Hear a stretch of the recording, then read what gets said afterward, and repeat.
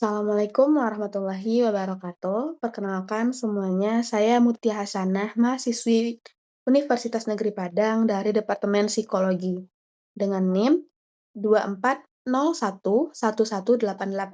Nah, pada video kali ini tujuan video ini dibuat adalah untuk memenuhi ujian akhir semester saya dalam mata kuliah pengantar coding.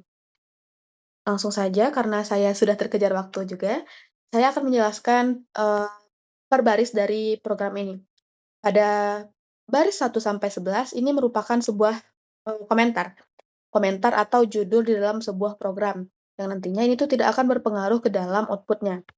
Lalu pada baris ke-13, ini tuh berfungsi untuk, mendeklarasikan fungsi seperti printf dan scanf. Pada program ini saya menggunakan printf. Lalu pada baris ke-15 ini berfungsi untuk mengawali program-program di bawahnya.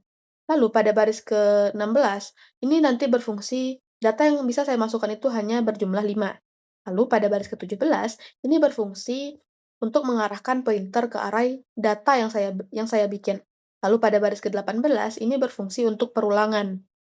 Pada baris ke-20 hingga 23, ini tuh berfungsi nantinya di dalam output-nya berupa judul gitu. Nanti output-nya itu akan seperti yang ada di dalam kurungnya itu.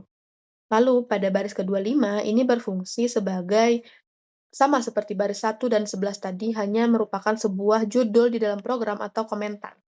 Pada baris ke-26 ini berfungsi sebagai, eee, untuk mengarahkan pointer ke data yang saya masukkan nantinya. Lalu pada baris ke-27 hingga 29 ini berfungsi nantinya, data yang saya masukkan itu hanya berjumlah 5, maksimalnya 5.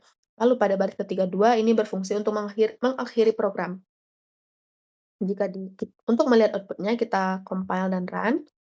Nah, ini ini tadi yang di bagian printf yang saya maksud tadi sebagai judul, lalu ini ada data yang bisa saya masukkan. Seumpamanya kita masukkan saja asal-asalan, terserah maksudnya. Ini saya contohnya saya masukkan sini 1, lalu kita enter, nanti akan masuk elemen kedua, ke 1 gitu. Ini kan masih elemen ke 0 ya. Nanti kita enter, ini elemen elemen ke 1, kita masukkan lagi datanya, lanjut, ini maksimalnya nanti 5.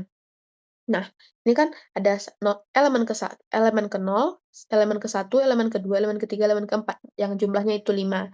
Nah, jadi output-nya itu dari program ini seperti ini, teman-teman. Lalu kita lanjut ke soal kedua. Nah, sama seperti tadi, ini tuh berfungsi sebagai komentar atau judul, teman-teman, di dalam sebuah program. Lalu pada baris ke-7, ini tuh berfungsi untuk mendeklarasikan fungsi printf dan scanf seperti yang teman-teman tahu. Lalu pada baris ke-8 ini berfungsi nantinya untuk memanipulasi string. Lalu pada baris ke-10, ini tuh berfungsi nantinya untuk membuat atau menyimpan data pada output-nya. Nanti di output-nya itu akan ada NIM, nama, tanggal lahir, alamat, dan nomor HP, begitu teman-teman. Lalu pada baris ke-18 ini tuh berfungsi untuk mengawali program-program yang ada di bawahnya. Lalu pada baris ke-19, struk mahasiswa data. Ini tuh nantinya berfungsi untuk menyimpan berapa jumlah data mahasiswa yang bisa kita masukkan. Itu nanti maksimalnya ada 100 teman-teman. Lalu pada baris ke-20, ini in count ini tuh berfungsi untuk, mmm,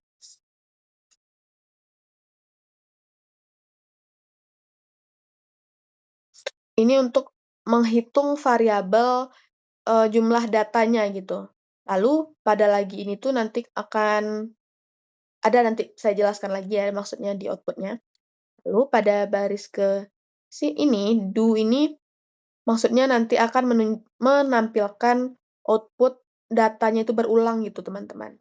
Lalu pada baris maaf, nih, printf sampai 43 ini tuh nanti akan di bagian output-nya, dia akan meminta kita memasukkan NIM, masukkan nama, tanggal lahir, alamat, dan memasukkan nomor HP. Lalu pada baris ke-45 ini atau count ini tuh berfungsi untuk, eee, dia tuh nanti akan bertanya gitu, apakah kita masih ingin memasukkan data mahasiswa lagi. Nah, pada baris ini, jika kita ingin memasukkan data lagi, kita bisa mengetikkan Y, kalau tidak kita bisa mengetikkan T. Lalu, selanjutnya pada baris ke-53 sama seperti tadi, seperti baris-baris awal, ini tuh hanya merupakan sebuah komentar ya teman-teman. Lalu pada baris ke-54 ini nanti printf, nanti ini tuh akan ada seperti di output-nya itu garis-garis seperti ini teman-teman, seperti garis-garis ini. Nah, lalu pada baris ke ini, nantinya itu akan ada juga di bagian output-nya, dia akan menampilkan, ini 556 sampai maksudnya dari 54 sampai sampai 66 ini nantinya dia tuh akan merangkum lagi data-data yang telah kita masukkan gitu, teman-teman. Nanti akan ada di output-nya. Lalu pada baris ke-68 ini mengakhiri program yang sudah kita bikin dan sudah kita buat. Kita lihat saja output-nya. Nah, ini kita masukkan NIM. Kita perbesar saja. Kita masukkan sini contohnya NIM. Maaf, kita ulang. Nah, execute lagi. Maaf, ini laptopnya agak error gitu, teman-teman. Nah,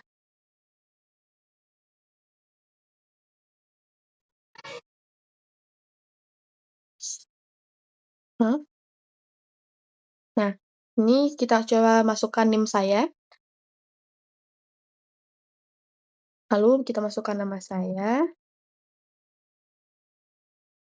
Selanjutnya tanggal lahir. Dan alamat. Sini kita bikin alamatnya Bukit Tinggi aja ya. Bukit Tinggi. Nah, masukkan nomor HP. Nah, ini dia bertanya, apakah kita masih ingin memasukkan data mahasiswa lagi? Ya, nah, kita buat saja Y. Maaf teman-teman. Ini karena laptopnya agak bermasalah ya teman-teman, maaf. Nah,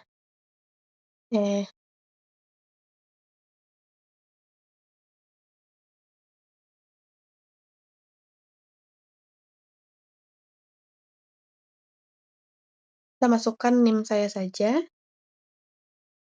Lalu selanjutnya nama, tanggal lahir.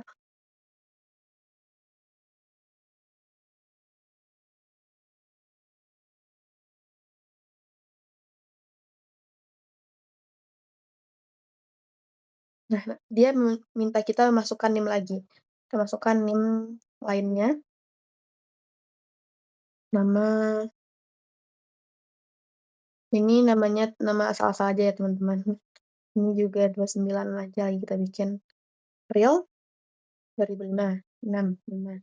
Nah, kadang aja kita bikin. Nah,